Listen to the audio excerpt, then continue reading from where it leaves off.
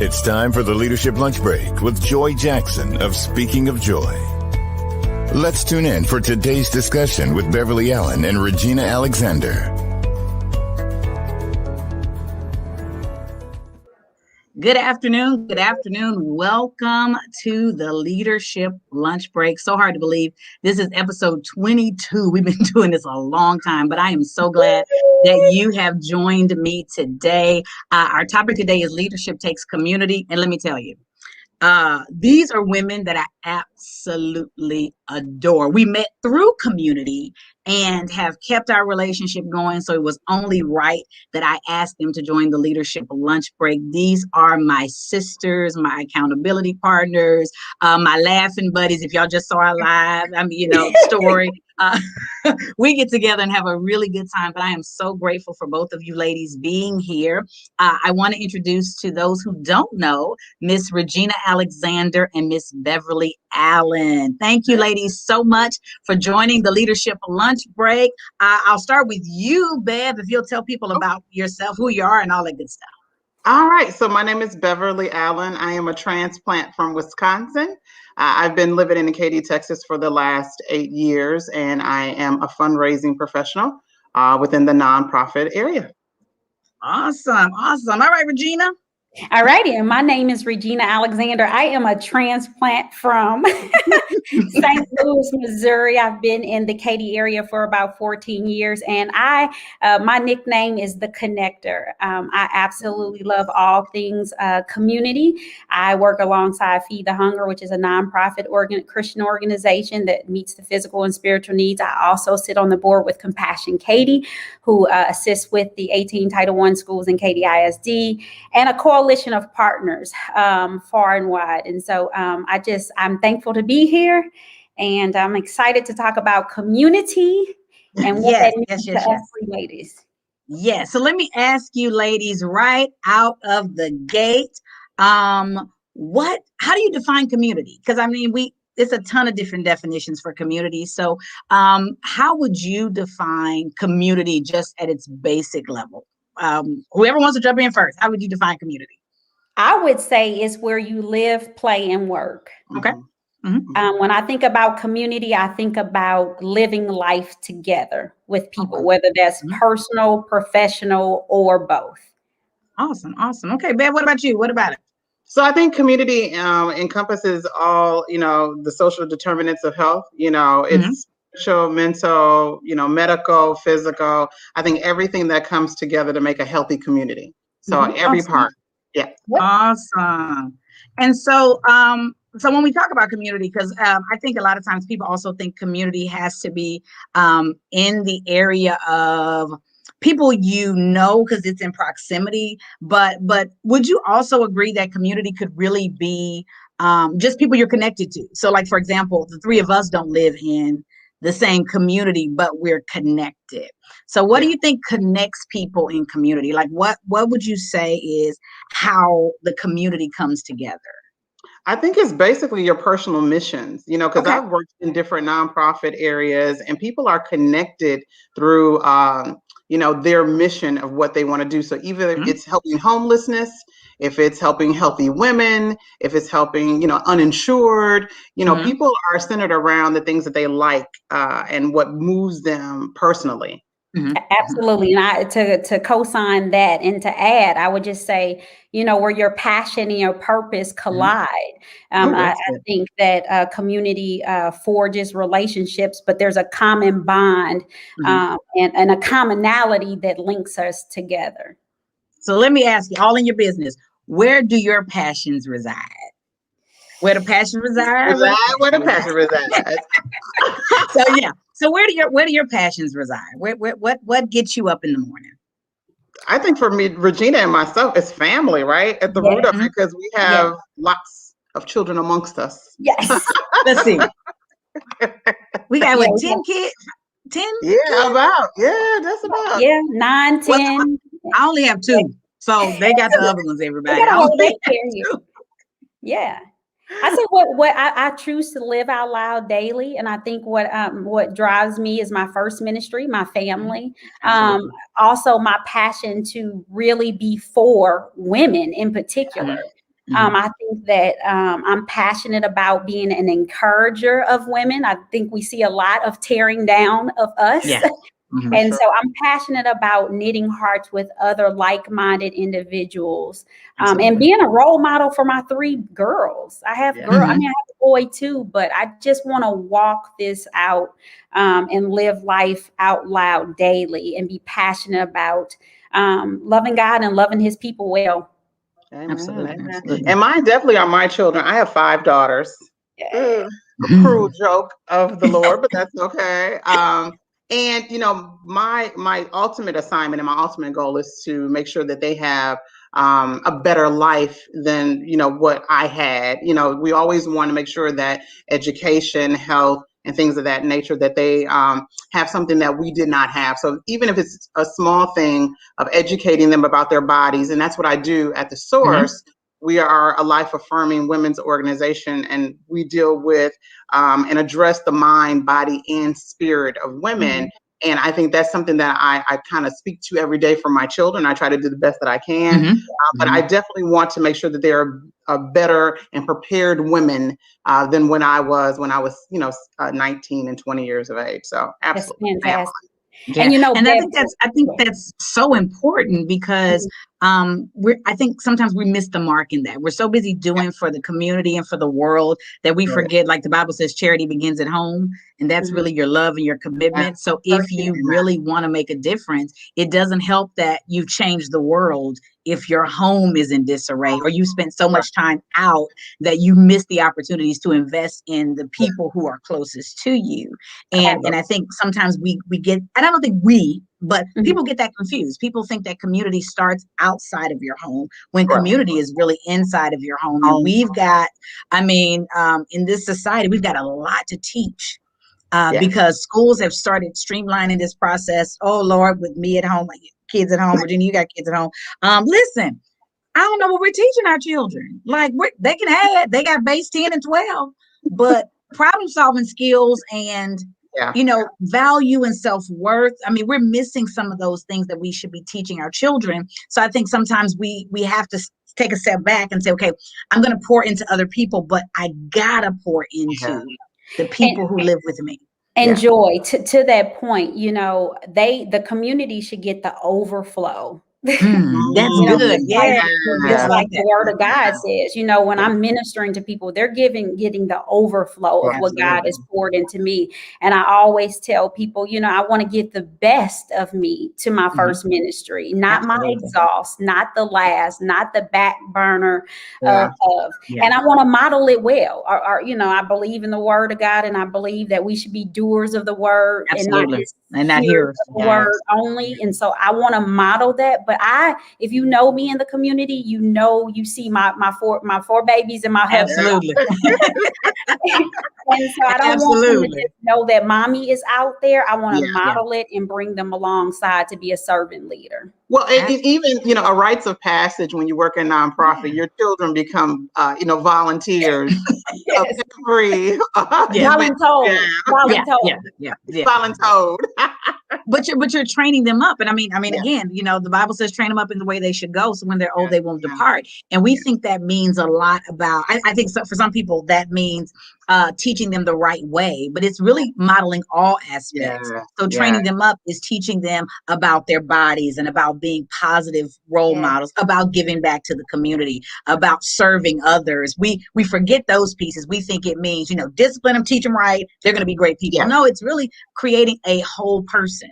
And by the grace of God, we've gone through some stuff to make us some whole people. But wouldn't it be nice if we could invest in our children at a younger age to make them whole, so they don't have to have the bumps and bruises we had, right? They come in knowing they have some skin in the game already. So the more we expose them to the world, I think the better it is for us and for them. So absolutely. I knew I was doing a good job with my children. That at the beginning of the pandemic, my daughter was like, "We need to do something for other people." Yes. We're okay. Yes. We don't have the challenges that everybody else does. Absolutely. And so we were able to go. I reached out to KCM to see if we can do their food distribution and to see the cars line up and my children take a liking to wanting to help other people. I knew that I was doing something right with them when Absolutely. they were the ones that then initiated the health of the community. So yeah, you're absolutely You right. normalize it. It becomes a default. Yeah, like that's good.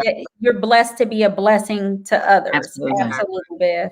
Exactly. And it teaches selflessness. Yes. And I think when we talk about community and serving others, I joke all the time with some of my friends. I'm like, listen, you all are givers, but you're only givers to a certain degree. So I have friends, I won't call your names, but you know who you are. If this resonates with you, just say amen. I have friends who I say have $20 and somebody needs money. They're not going to give you the 20. They're going to give you the 10 and keep the 10. Right. Because they won't sacrifice. Yes. And a lot of times when we are servant leaders and following Christ, he teaches us to actually sacrifice. So that means I'm going to give, but I'm okay because I know where my help comes from. So even if I'm giving, I trust that God will restore and replenish me. Exactly. And so in a society where everybody has to have all, and we're consuming so much, the idea of letting it go is something that I think people struggle with. I think people have challenges with that. What do you think? Yeah, Joy, I had a pastor who said years ago to me, we're such a consumer society. We Absolutely. get all we can. We can all we get. And then we sit on the can. Yeah. I like that. Yeah, that's true. That has always stuck with me. As God has blessed me, sufficient is today. So let my legacy be known for what I gave away versus what I kept for myself. Absolutely. Yeah, Absolutely. yeah. I have a daughter that's in school, and one of her student, she's in musical theater, and one of the young gentlemen was struggling. And she gave me a call and she said, Mom, I'm not even calling for myself. She's in college, but this time. But she said, do you mind helping out my friend? I will forego. So we send our daughters money, every other week for college. And she said, I'm willing to forego my money and you send it to him instead. So that is her being selfless and knowing that the world around her is way bigger. And then she does have a comfort zone. She has parents that she can go to, and everyone is not raised the same way as you. And so you are blessed beyond measure. And so I was proud, that she would forfeit the money that I gave her to give to a friend to make sure that he was able to eat. So, I mean, but Joy, Beverly, I guarantee that's because you've modeled that before. Yeah, absolutely. Absolutely. What has been called and taught. Yes, absolutely. By your children, because they do model what they see and what they learn. You're right. Yeah. So let me ask you a question. So when we talk about modeling and we talk about community and giving, what are some challenges that you think leaders have with modeling community? Because it's one thing, I'll say this, it's one thing for companies to say we give back and write great checks, which, I mean, as nonprofits, you appreciate the checks, let's be honest. Or they send the volunteers. But what do you say is true modeling in a leadership role of support in the community? Because I think that's a little different. So how would you define that if you say, hey, leaders, this is what modeling support looks like? What would you say it is? I think it's all encompassing. I think there's not one specific thing I think servant leadership speaks to me. Yes. I believe in putting my hand to the plow. I believe in being visible and empathetic and being present. And I think it's easy to write a check for many people. That's the easy part. The hard part is being visible, being present, putting your hands to the plow, and for the long term, not for a photo op, not for a one-time opportunity, but to be there. Yeah. Showing up is, sometimes it just lifts the spirit of the people that you're serving. And if they see people in leadership, I think so many times our clients, when we work in nonprofit, they believe that we haven't gone through anything. Because they see us now, right? They see Beverly with the MBA now, but they didn't see me as a struggling, single mother with a backpack on my back on the bus, trying to make sure I can get to class, so I can provide a better life. And so I think we also have to let people know what our testimonies are. Is that, and it's not where you start, it's the journey along the way that people will help you become a better individual. And I think sometimes in leadership, we want to start here, and not bring people along with us. I know my aunt, she was a principal in the school for many, many years. And she said, I talk to everyone in my building, from the janitor to, the associate principal, because everyone deserves to be respected in my leadership realm. And I think a lot of people forego and they only want to talk to, this donor or this organization, and not realizing that there's other people that we need to bring along in order to make sure that our community is happy and safe. I agree. Absolutely. Absolutely. And that's so, that is so important to realize that a community is made up of a lot of people.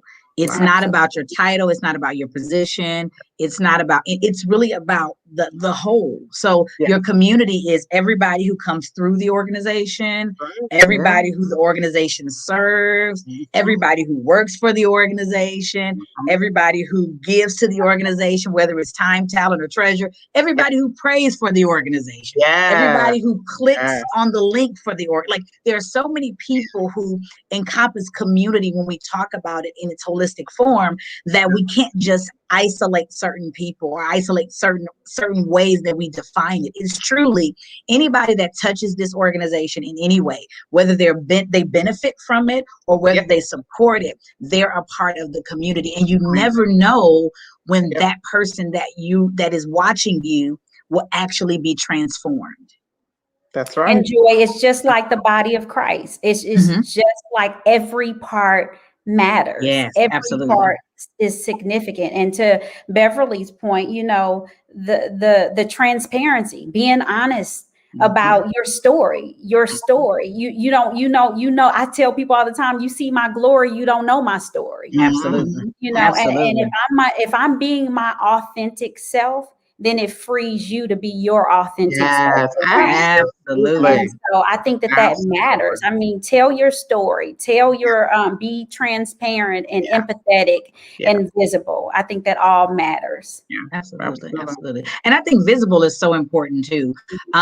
Some people, I don't know if it's a fear, but there are times that I believe that people are afraid to show up. Let's say that people are afraid to show up. People will be present or available, but to show up means I'm actively participating. I'm choosing to be present. And I think sometimes people, especially when you get to leadership roles, you don't want to offend. So the idea of showing up in certain areas or in certain situations may make people uncomfortable. But I always say it's about your conviction. Right. And if you're standing in your truth, then you have to trust God in that. That's just how I look at it. But everybody's not going to agree with your stuff. Everybody's not going to agree with your ideas. Everybody's not going to agree with what it is you are passionate about, but it is your conviction. Okay. Yeah. But it's the judgment and criticism that comes along with it. I think that people are fear of. I think that, I made a misstep, and instead of saying, my bad, we're learning, and people just, they freeze. Because in leadership, you're not always going to have the right answer all the time, but you have to be prepared and be comfortable with whatever decision that you make in that leadership role and take accountability. And I think that's what happens, is that people don't want to step out there, or they'll say, oh, it's discernment, not that they're fearful, but it's discernment. No, sir. You got to go out there. The fear of failure. Yes. The fear of failure. It will cripple you. It would stagnate you. And either you have to look at it through a different lens of it being a learning experience, a stepping stone to refine and define you as well. So, and then the other part. Go ahead, Regina. No, I was just thinking about, just to Beverly's point, it takes us knowing who we are, being authentically us, and I don't have to compare myself to Joy or Bev. I'm uniquely me. And diversity matters in thought and experience and relationships. So I think when you think about, when we think about that question that you presented, Joy, to me is kind of twofold. I think with what leaders in the nonprofit sector, what I've learned in Kate is there's a scarcity mentality too. There's if I help over here, then I can't help over there, or it might not be enough money over here. And I'm just like, this is kingdom work. Like I'm going to support Joy. I'm going to support Bev, and they're going to circle around and because that's what it's about. And I think we cripple ourselves and we hinder the forward movement because we become scarce. We have scarce mentality. Yeah, for sure. For And sure. if we stay in that space, then we miss the opportunity to grow. And I believe that in situations like that, that's the plot of the enemy. Let's just call it what it is. If you start to think about what you don't have versus what you do have, then you focus so much on what you don't have that you see the lack in a different manner. Absolutely. You know, like I look at it from the perspective of, I don't have it, but I know God will supply all of my needs. So I rejoice knowing that it's there. I just may not have walked into it or have grasped a hold of it, but it's available to me. But if I stay in the space of, I don't have it, it's not going to happen, it's not going to work, then I stay there and I never am open to possibility, or I never see the resources. So I miss the opportunity to be blessed. I miss the opportunity to receive because I'm so stuck in the I don't have, this isn't going to work. And I'm so focused on the lack. Yeah, absolutely. That I miss the abundance, and it's right there. Yeah. And it's right there in the community piece. Yeah, like I might not have it, but Beverly might. So I'm going to connect and bring in, and I'm going to elevate her to let her light shine and trust that God will fill those gaps. Absolutely. You know, that diversity helps you. Joy can help me feel my blind spots. And so when we think about that leadership and community and unity and what that means, it's important that we have a diverse group of people so that we can put our best foot forward. So I'm not going to be gifted in every area, and that's okay. That's okay. I just want to be authentically showing up the way God wired me to be, and He will have other people come alongside to support that, and that creates that community. And you know, a lot of times too, we're afraid to even ask, right? And so I have the notion of that they can only say no. Beverly's good about that. Yeah, you can only say no, and we have to not be hesitant. I know when I worked for Christ Clinic, one of the donors we had a conversation with, and he said, you know, don't be afraid to ask me. I'm not necessarily going to give it to you, but if you need $1 million, let me know what you need so that I'm able to work in my network to be able to provide you the things that you need. And so we have to not be afraid to ask people for what we need for the people that we are supporting in our community. Women who are undershored and uninsured, they need our support, you know, on the mental health lines. And I am unapologetic about asking for those things because it makes a better community. It allows us to have healthier children. So we have to start to ask people too what we need in order to make our community better as well. Beverly, that is so I promise I was raised. Mama said, my husband's always like, what your mama say? Mama said, all you got to do is ask. All they can say is no. No, that's all they can say is no. Right. But this is one thing that I learned years ago. Some will is SW, SW, SW, SW. Some will, some won't. So what? Someone's waiting. Oh, I'm gonna try to type all that. Hold on. Okay. We got to put that in here. Okay. SW. Yep. Okay. Oh Lord. Okay. Be patient with me, people. Okay. Some will. So, some will. Oh wait. Okay. Hold on. Keep. Oh, that's gonna bless somebody's spirit right there. Some will. Some won't. Some won't. Oh Lord, I spelled. Where your tambourine, Beverly? Somebody. Some won't. Yeah. Okay. Some won't. So what? So what? This is awesome. This is when I need somebody to type for me. Okay. What's the next one? Someone's waiting. Someone's waiting. Wow, that's right. That's right. Deep. And what's even deeper is the fact that I'm trying not to misspell these words while we're putting them up here. Yeah, someone is waiting. Okay, here we go. SW. Regina's mama said SW. Some will. Some won't. So what? Someone's waiting. All right. Let me tell you something. Let me tell you why that is absolutely awesome. Hey, the reason I think that's absolutely awesome is because I'm gonna tell my struggle, my testimony. As a as an entrepreneur and as a person who is used to having a banner of an organization in front of me, I've always worked for someone. So as someone who's always had that, it's been a challenge for me to ask.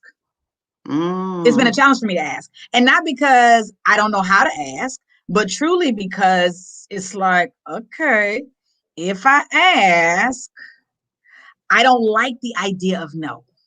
Let's be honest. Most of us don't want to hear no. Let's just be it's rejection. Completely honest. Most people, somebody say, "Yay, Regina's mama." Hey, Regina, mama. Yeah. Most people don't want to hear no. Most of us don't. So for many of us, we don't say anything because the fear of rejection is too much. Yeah. And so I had a little bit of sales background, and as a fundraiser, you're always going to hear no. So you're just like, oh, okay, next to the next one. But you have to ask, right? You just have to have, because what happens is that, matter of fact, I have a donor meeting next week, and, her donation, increased tremendously.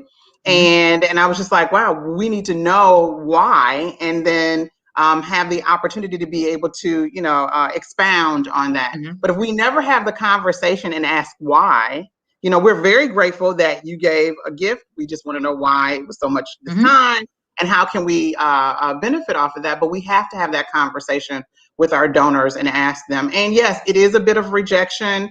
And sometimes a no means not right now. Yeah. Doesn't necessarily mean that it doesn't. Not right now. Yeah. You plant the seed. But here's the thing. So I'm going to be not the devil's advocate, because I'm not going to give him any credit. I'm going to be the person who says, yeah, that all makes sense. But how do I overcome? Because I believe when some of us hear no, it has nothing to do with the person that we've asked. Right. It has nothing to do with the donor. It has nothing to do with the person in the community.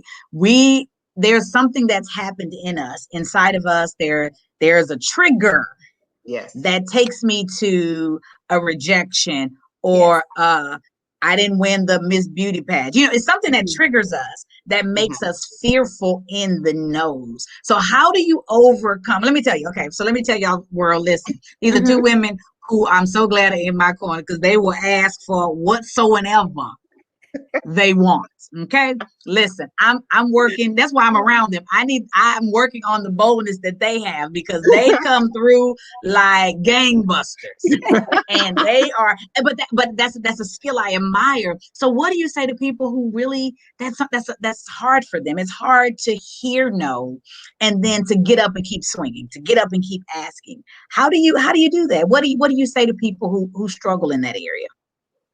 I would say you go back to your why.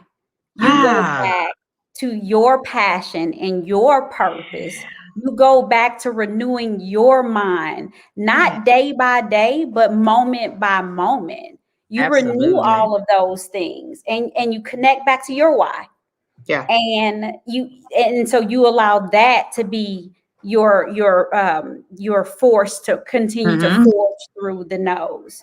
So sometimes you're exactly right, Joy. It has nothing to do with the person on the other end. It's those insecurities that we all navigate. And so we have to know who we are and whose we are all the time. And when I hear a no, Joy, it does take you back, right? It sets you back, because you're like, oh, I thought I had that one, right? Yeah. So you have to reset. So, you go for a walk. You pray about it. You talk to the Lord. Okay, Lord, this is my game plan next time. And you really have to go into yourself, And so I hear no being a fundraiser, at least 50 times a week. It depends on the day. And so, I just, do something that I love to do, take a moment, and then reset, and then go back at it and have a different game plan. Because again, a no today does not necessarily mean a no tomorrow. And so it's working, and it's a lot about building a relationship. I tell people all the time, when you decide to write a grant, please be mindful that the person on the other side, they don't know you. And so you can't go and ask someone for $50,000 and they don't know you. So you build a relationship. Absolutely. So the first time you may ask for $500, The second time you may ask for $10,000. And so you have to build a relationship with people and to get them to that, yes. But yeah, that no, it does set you back, but you just have to go back and reset and keep going. And let me tell you. So relational let me equity. say that y'all are so blessing me, and I'll tell you why. Because no, yeah, and it's because, and the people are saying that in the chat too. It's because that's a real thing for people. It's a real thing, and not just about asking for money. It's a real thing to ask for a help, to ask for support, to ask for assistance, to ask for prayer, to any, we live in a world where we feel isolated in so many ways that the idea of asking gives us fear just right out of the gate. If I have to ask, or as I'll say this, as women, and I'll say because 3 of us are Black women, we've also been conditioned in some ways that is a sign of weakness. Yes. To say that I need help, or to say that I need assistance. Now, grandmothers, yes, they were totally fine. But somewhere between grandma and us, we have developed this, I got to be tougher than everything else. So the idea of saying, help me, makes us helpless. And instead Joy, of us just trusting. Right. And another thing that just really resonates with me is the fact that I have to stay humble as well. Yeah. So what does that no mean? It might be I have to humble myself to figure out, how did I ask? Did I present it in a manner that is beneficial? And that takes humility. That takes refining. Okay, maybe I need to own why. I mean, the no was the no. And that relational, to Beth's point, I truly believe in relational equity. Yeah, absolutely. I believe in relational equity. I believe, and it takes time. So Joy, to encourage you, to encourage everyone who is under the sound of my voice. hey. Relational equity takes time. And so you might have a one-time donor who gives you $1,000, but to keep them ongoing for the long haul takes relational equity, and that takes time. But even Joy, speaking to not asking for help, I just reflect about when we had the freeze, and I had a girlfriend who was out of power, and she said, I have insulin. Can I bring my insulin to your refrigerator? And I was like, well, yeah, but what about you? You come too. She was not in a place where she wanted to ask me for help. But I was like, no, you come too. So even in the deep freeze, when we had no electricity for, a week and 10 days, people still did not want to reach out for help because they felt that someone else was more off, worse off than they were. But this is a time of crisis, immediate crisis. I had a house, I had electricity. If you need help, come on. We pull up some floor. We're here. This is not a time where anybody would say no.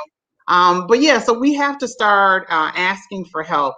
And even if you have rejection in some way, shape, or form, you still have to flex that muscle and keep asking.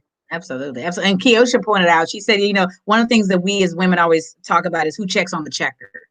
Or who pours in. So you also want to, so let me say this, and I'm publicly saying this, these are 2 women who I absolutely love because they pour into me, we pour into each other, and everybody needs to find a group of people who can hold your hands up. So I think about Moses when the Israelites were fighting, and as long as he held the staff up, the Israelites were winning.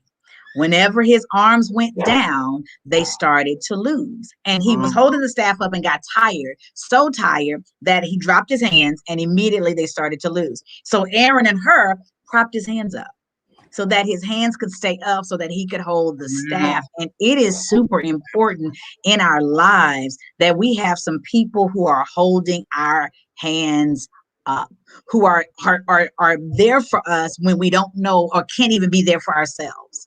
And I am so grateful to you. Let me tell y'all what Regina did. I'm not 100% accountable, but so last week I was at I was doing a workshop and Regina was there, and I was talking to a young lady and we were talking about working out. And I challenged the young lady, hey, we're gonna do something twice a week today. between now and last Monday. This Monday just passed. We're gonna do something twice a week. The next day, I get a text from Regina that says, "What are your mental and physical goals?" And I'm thinking like, "Oh, Jesus, I don't know. I ain't thought about it, right? I'm holding this girl accountable, but I hadn't even thought about it." And so I was like, "Well, I have so many." And so I was telling her that, and she said, "Well, the reason I'm asking," and when we got on the phone, she said, "Because I want to be accountable, and I want to hold you accountable for the things." So you don't even realize how there are times that you're putting things out there, and God is orchestrating, as Jennifer Hall says, orchestrating your tribe to hold you accountable in ways. Yeah, you got to have a tribe in ways so that even if you don't realize you need, even if, I mean, Regina and I will talk again, but even if we don't, she's praying for me. I know that. So there are people who are, who are there. I mean, it's just amazing how when you're mindful and you're aware, you realize there are people who are strategically placed in your life to help you. Absolutely. And Joy, to your point, but you got to be humble and vulnerable and transparent enough to even express your needs. Exactly. And you can't pour from an empty cup. Absolutely. You can't pour. And and especially in the nonprofit sector. We are givers by nature. We're doers, we're goers, we're this. And you gotta have your tribe, your village, your sister girls, your Black Girl Magic, whatever what you need. So if I miss a gym session, Regina is on me. I asked I'm about glad we don't go to the same gym. I asked about Beverly this morning. And so Kiosha just said she's learning to ask for help and say when she's not okay, and that it's okay not to be okay all the time. It is so okay. We have been taught that it is something wrong with us if we're not okay. And social media doesn't help that. I think we see other individuals on social media and platforms, and we see the best of them. We see the polish of them. We don't see the fussing before the photo shoot. And so we have to be authentically honest about, without disparaging, all of your stuff, but being honest about, I'm not good today. Self-care, I've learned from a girlfriend of mine, and she was like, take care of yourself. Even if it's going to get a massage, if it's going to sit in Starbucks and just stare out the window and drink your favorite cup of tea, just take the time for yourself and just woosah and have a little self-reflection. You have to do that. And it's so important. So if I feel something, going on in the environment, I'll take off and go get a massage just to, bring things back into perspective. And so I can recharge myself. Jennifer Hall is like, self-care. Listen, Jennifer, okay, I'm going to reach out to you after this because you could really be taking care of all this. Hey, Joy, me and Jennifer just walked 4 miles and invented this morning. Like we were just. But it's so necessary. It's so necessary to take time for yourself. It's so necessary. And you well enough to know when you're not okay. Let's stop playing games. I think we act like you didn't know that you were about to lose it. No, you know yourself. So when you're on the verge, when you're at your tipping point. So stop playing games and say, time out. I'm not okay. Time out. I need some help. I need a break. I need to take a moment, because if you don't do that and you continue to push yourself, you're already depleted. So it's only a matter of time before everything around you starts to crash. Before everything around you. Nonprofit work is stressful. It is. I don't care at what stage you are, even if you're to answering the phones, to making baskets for the young ladies, because you hear everything that's going on in somebody's life. And so it's stressful. And so you don't want to bring that stress into the workplace either. And so you have to have a place and a time to decompress from community work, because it is very stressful. Absolutely. Listen, ladies, I am so thankful for you coming on here. So when we go to lunch, this is what we do. We sit somewhere and these are the conversations that we have. So you have just tuned in to what we normally do. And then we always hug when we leave and then say, we just can't let it be so long. So now we have something to watch whenever we can't get together. You've got something to watch. But I want to thank you ladies so much. First and foremost, for being a part of my life. I mean, hands down for being a part of my life. And then secondly, for sharing insight with the audience who's been on today. I want to thank everybody who's been watching us and commenting. So how can they reach you? If they have questions, or as I say, questions, comments, concerns, or emotional outbursts, where do they go? How do they reach out to you? Bev, we can start with you. How do they reach out to you? So Beverly Allen, Director of Development for The Source. We are a life-affirming women's reproductive health organization. We are here to serve women who are underinsured and uninsured between the ages of 16 and 14. Look us up on thesource.org. And my email address is ballen@thesource.org. Fantastic. Okay, Joy, you got all of that. I want listen. Yes, I do. Just keep talking. I'm catching up. And I'm gonna leave my email address, which is Regina@feedthehunger.org. Regina@feedthehunger.org. But I won't just speak specifically on any organization, because I believe that I'm a connector and a collaborator in quite a few circles. So that's the easiest way to get in contact with me. But I am just here to encourage, rally, spur people on for greater works. And I have one quote that I want to leave for women. Don't wait, we're not ready for no quotes. I'm just now getting your email. Okay. So listen, between Keosha and Jennifer Hall, y'all type 2. We're gonna get this. This is gonna be the quote that's gonna change somebody's life, and I don't want anybody to miss it, because I'm taking too long. I believe in this quote because I believe that Hebrews 10:24 tells us that we should spur each other on to good works. And this quote says, "A glowing woman," and we all glowing. Can help other women glow amen. and still be lit. Other women glow and I can do it. So if I'm confident and insecure in who God uniquely formed Regina, I can make you glow and still let my light shine. That's right. Absolutely. That's my parting words. Well, and I was able to type it and get it up there in time. Hey, all right. Listen. And they listen. Jennifer's laughing. Everybody's laughing. We got it. They all kept up. Keosha, thank you, Keosha. There it is. She typed it faster than I did. Okay. Man. Okay, listen. I'm trying to keep up with these comments and type at the same time. Listen, Jennifer said, come on, sis. And Keosha just put fire and bombs. So a glowing woman can help other women and still be lit. Still be lit. Woo! That's deep. I'm about to listen. We're gonna hashtag that, put that back out there. That's t-shirt, Jennifer. That's t-shirt worthy. Oh, Jennifer. Oh, that's Jennifer. That's her. T-shirt. And listen, Jennifer, once you get them out there, I'll put them on my social media, put them on yours. I got a whole website we can sell them on. Let's listen. That's right. Okay. I'm serious. That's my next shirt. Me and Regina believe in the t-shirt with something on it. I believe it. Put one on today. I was there like, you go. She said taking that to lunch. Yes. Okay. Jennifer said t-shirt on deck. Okay, so you will find out how you can get that t-shirt in just a little bit. But ladies, I thank you all so very much. Proud of you, Joy. Thank you so much. Thank you. If y'all make it easy, So until we meet again, guys, I want to thank you so much for joining the Leadership Lunch Break. You will see the replay on all social media platforms. So give us just a little time and you'll see it. Until we meet again, have a great day. Thank you for joining the Leadership Lunch Break. Join us next Thursday at noon Central Standard Time for lunch as we continue our discussions.